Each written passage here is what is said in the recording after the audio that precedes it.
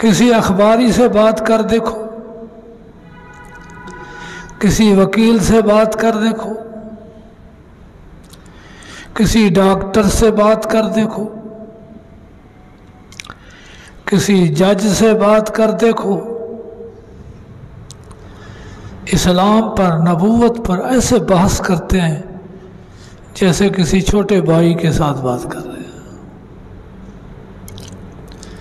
अल्लाह के नबी हैं, अल्लाह ने भेजे हैं, साथ अलामतें दी हैं, मोइज़ात दिए हैं, और ये बहस कर रहे हैं उसी तरह जैसे कोई आम आदमी होता है। परवाह नहीं, भाई हिसाब होना है, और हिसाब भी सख्त होना है। इसलिए इन अदाओं को छोड़ दो, अदब से नाम लो, एहतियात से नाम लो,